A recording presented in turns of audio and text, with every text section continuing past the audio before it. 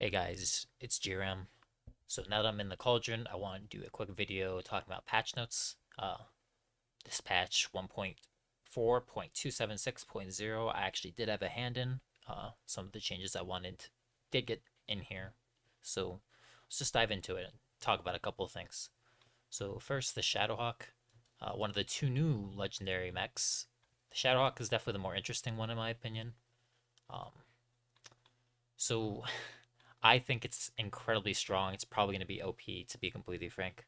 Uh, I didn't want to go this hard on the quirks that it got, but I still think it's interesting. It'll be cool to see a mech that is truly unique in that it combines negative and positive quirks to make something very different from any other mech, really. The jump jet no shake that they added was tacked on by PGI. I guess they thought it needed it. I don't think anyone in the cauldron was told about that, or even they didn't even run it by us. So that was kind of a surprise. But sure, it's got that too. But the main quirks here for the firepower with the larger cooldown for LBX and missiles, as well as the extreme velocity that missiles, well, not all missiles, MRMs and SRMs. So LERMs will not be getting the velocity. Yeah, it's pretty interesting. Again, I think it's going to be too strong.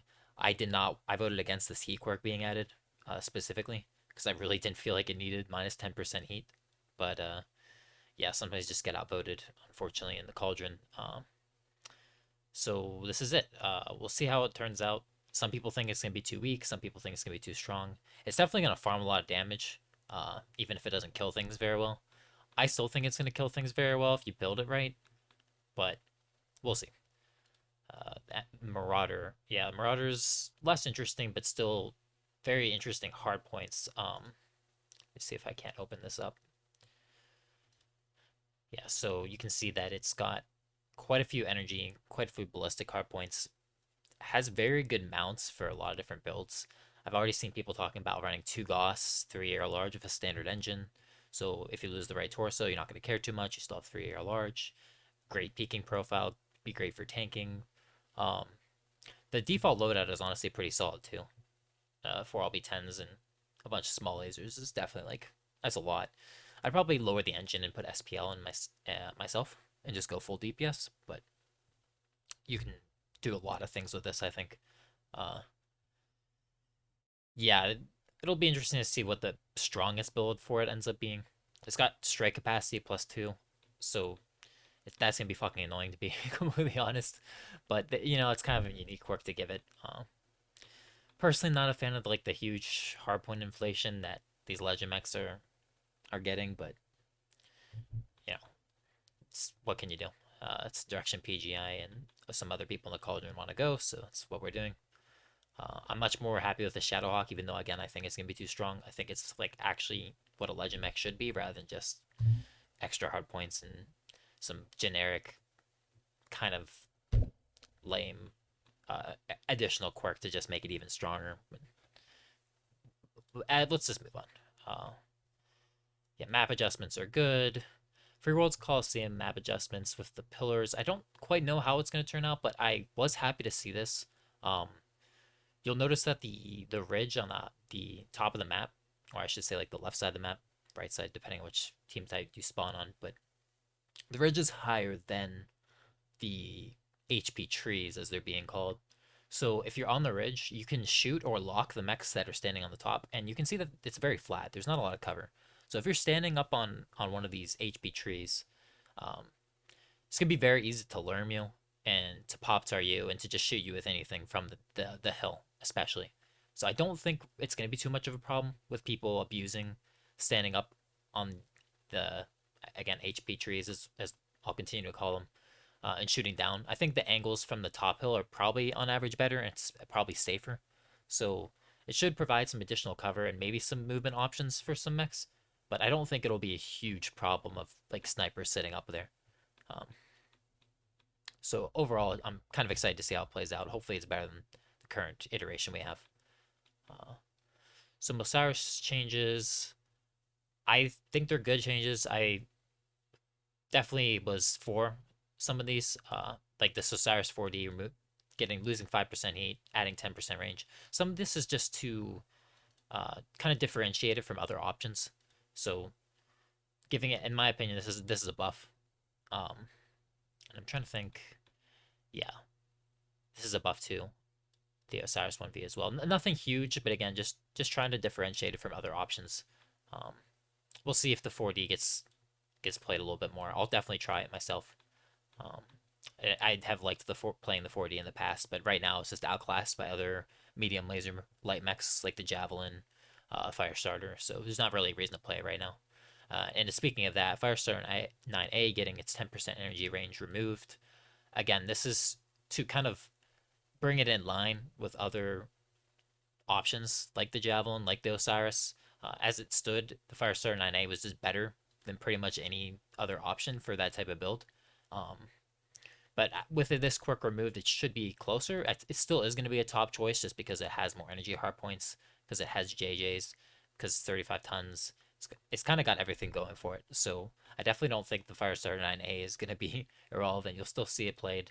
There's a lot of good builds you can still do on it, and 10% energy range was not really like, you know, making or breaking any builds. It's just like a very slight nerf, and makes other options more competitive with it. Wolfhounds, yeah. So I talked about this briefly. A lot of these Wolfhound changes were at least partially my doing. The Wolfhound one is just a straight buff if you actually read this closely. You're removing the 10% laser energy heat and the 5% snub heat, and getting a blanket 10% heat. So this is actually a 5% buff in heat if you run snubs. And the velocity, rather than just being only for snubs, is being changed so it's for everything, which again is just a really good change, because anytime there's a mech that has the like a singular weapon that's kind of best on it, there's no reason to give it quirks specifically for that weapon. There's no reason not to make them generic. So if people want to run, say, like PPCs on it, that they can do that and still get the additional velocity in this case from the quirk. So this is just a good change in general. The 1A, I think this is a buff. If you weren't running standard lasers on it, even if you were running standard lasers on it, I think that for a mech like the Wolfhound, laser duration is definitely undervalued. Uh, you are losing 5% heat as well, but 10% extra duration is pretty nice. Um, I definitely think that we wanted to be cautious with these buffs to make sure we didn't lead into power creep and didn't go too far. I could see the Wolfhound 1A needing a little bit more love, maybe bumping this number up to say 30% laser duration if it feels too weak compared to other options, including the Wolfhound 2, which we'll get to. But it's a good place to start. And it again, like it differentiates these Wolfhounds from each other as they're so similar, and from other options. 1B, yeah, so this kind of went into the cooldown direction. This was the one I was least happy with when reading it. I actually don't think I'm the one who suggested these changes, but I do like the idea of a cooldown based Wolfhound. Again, trying to give each Wolfhound something different, a different reason to run different builds on it. Um, Wolfhound 1B getting cooldown makes sense to me, but I think these numbers were a little bit too low. Uh, Reducing the heat and getting rid of the pulse duration, in my opinion, this probably should have been 30% laser cooldown or 20% just energy cooldown.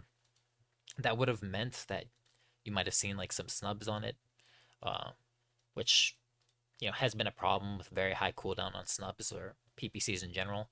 But I think for the 1B, given its limited hard points and the alternative of the Wolfhound 1 getting 30% velocity, 10% heat, I think it would have been okay. Um, but again, we'll look at it and maybe bump the number up a little bit.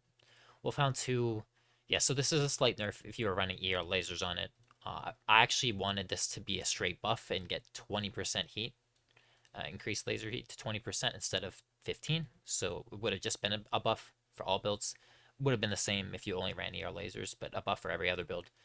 Somehow that didn't happen. I think there was concerns about it just being better than the other Wolfhounds. But again, I think this can be looked at, and if it feels too weak, then can bump this number up to the 20% that I was looking for. I'll keep an eye out on these, and I'll definitely be testing all the Wolfhounds here. Vulcan 5S got very, very justified nerf. The 10% weapon velocity from the 20% snub nose velocity is a good change. Again, want to incentivize generalized quirks to let people choose what weapons they want to bring on the mech. There's no reason that it should have snub-nose specific quirks here, because snubs are the best weapon that you can run on it, just for the chassis as a whole. Even if you were keeping these quirks, you'd be better off leaving them as, 15% PPC range and 20% PPC velocity. There's absolutely zero reason they should be snub exclusive, given that those are, again, the best weapons that you can run on the mech. So, good changes. The mech was honestly, just way too strong. It invalidated pretty much any mech that was its tonnage or lighter, that ran two snubs. Maybe you could argue the Irby with ECM was an easier to play option and maybe more annoying, but for a lot of mechs lighter than this, like the Javelin, the Raven, there's just was realistically no reason to run them. Sure, they might have had different quirks, it might have felt a little bit different to play, but they were just so much weaker that this really did invalidate them. Now it's still unique. It's got mask, it's got high mounts, it's got great hitboxes. It's just not going to be OP anymore. So good changes. I definitely was one of the people pushing for this, so I'm glad that they went through. Ice Ferrets, I actually, yeah, the set of 8 for the Ice Ferret A, I'm not too familiar with. This was definitely, I had nothing to do with this, but I don't see any problems with it. I think most of the Ice Ferrets that people complain about and have issues with are like laser vomit based, specifically with ECM. So I don't really see other Ice Ferrets like ever, ballistic Ice Ferrets in quick play right now. So I'm sure this is fine, but I'll have to test it out. Phoenix Talk 7S losing 20% PPC family velocity. Now this is like targeted at the snub small laser build, because again that's a build that was too strong. I actually thought it was the best mech in the game for getting damage in quick play if you could play it right. This is admittedly not a huge nerf to that. It's, just a small velocity nerf, and snubs you're generally up close anyways. I can see why people might be a little bit frustrated if they ran different PPCs on the mech, that this is getting nerfed because other builds were not a problem. But I think that it has enough builds already that you can run on it that it's still okay. You can run medium lasers, you can run ER medium lasers, you can run medium pulse small laser mix, you can run snub small lasers. There's just a lot of builds already for the mech, so I just don't think it needed the PPC family velocity quirk here, and I think it's a good change that it got removed. Hatchemen, yeah, I honestly didn't take too much of a look at these. Again, I think they're all okay though. The Hatchman's pretty weak right now. You don't really see it very often, despite being a newer mech, and quite frankly, it's just not very good. So buffs to the Hatchemen are good. Stormcrows, yeah, kind of the same thing. You don't see Stormcrows that much anymore. There's a couple builds that are really strong. I don't think these builds will be a problem. I think they should increase diversity. Again, I didn't look too much into them though. I'll have to take a closer look and try them out. I do know that the Stormcrow Lacerator was given away pretty recently, so the buffs for that is probably a good thing. It doesn't look like they're huge buffs either. 10% cooldown. LBX spread. Okay, I think that's probably good changes.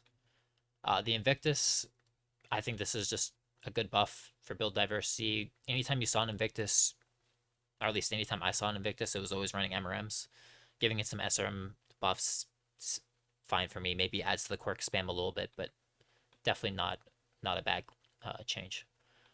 Grasshopper, this mech's been really weird. I saw the discussion for this, but honestly, I don't even have the mech, so I can't comment too much on this one. I don't think it's gonna be OP, but it is getting a lot of quirks here, so we'll have to keep an eye on it. Admittedly, like again, I don't have the mech. Maybe I'll pick it up when it goes on sale here, but I can't really say much about this one. Yeah, summoner buffs. So this is just crazy power creep. Was very strongly against summoner buffs. There's really no reason that the summoner should be getting buffed here. It's played quite a bit. I think it's like right in the middle of the pack as far as mechs played. It's got a lot of different viable builds on it. You have Laser Vomit, you have SRMs, PPC, ER Large. All these builds are viable in quick play, and they're all quite good. So for it to get like huge buffs like this is just insane. It's just insane power creep. I actually think that with these buffs, the Summoner might be the best mech in the game, uh, specifically with 4 heavy large lasers. I think, and again, I'll have to test this, so don't quote me on it, but I'm pretty sure if you run the Summoner Prime uh, with, here, let me probably just build it real quick here and show you guys.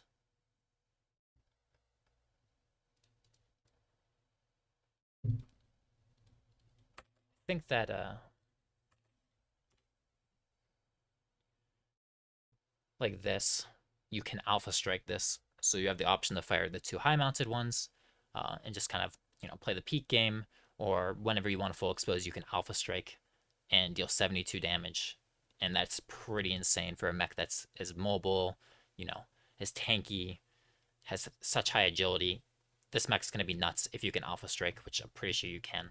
But even if you can't, the buffs to the PPC version or just the straight laser vomit, completely unnecessary, completely ridiculous.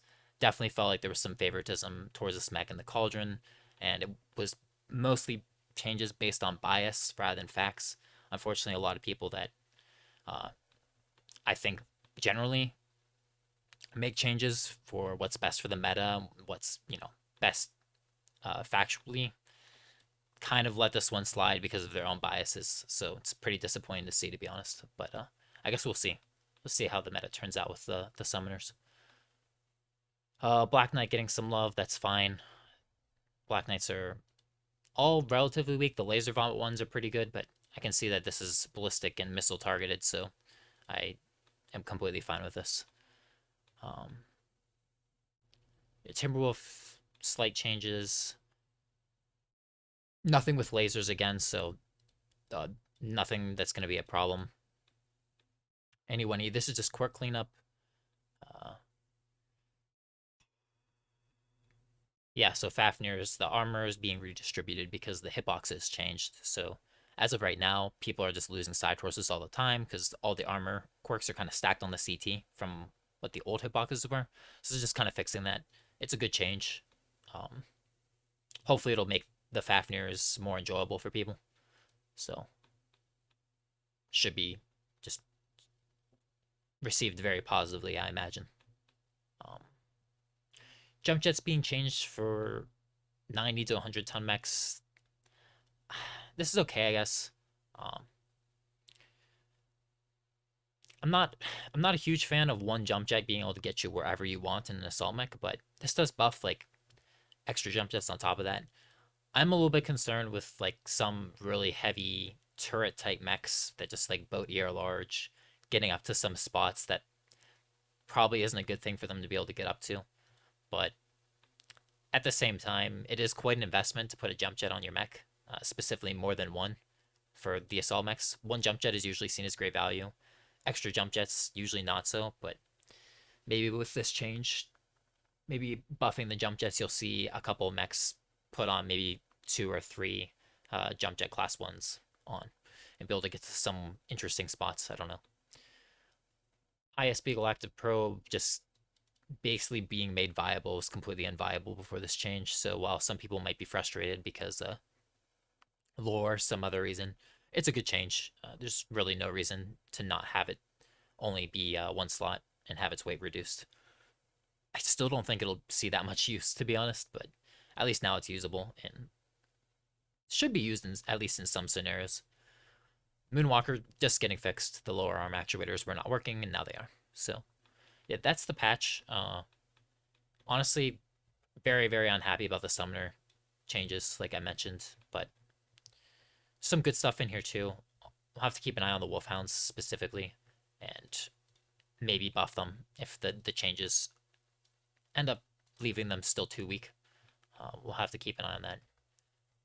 Excited for the new map. Excited for the Shadowhawk to see how it turns out, because again, like people are very conflicted on whether it's going to be good or bad. We'll see. So, yeah, that's all from me, guys. Let me know what you think about the patch, like in the comments after you get to play it. It's gonna go live in like 5 hours from when I'm posting this video, or maybe I'll post it in like a couple hours late. But yeah, let me know what you guys think. What are your first impressions? Happy, unhappy? Do you disagree with me on my changes? there's been a couple people that have let me know that they are, very upset about their Vulcan getting nerfed, and some people that are not happy about the Phoenix Hawk getting nerfed, and some people that are not happy about the first sword getting nerfed. So yeah, let me know. Have a good day, guys.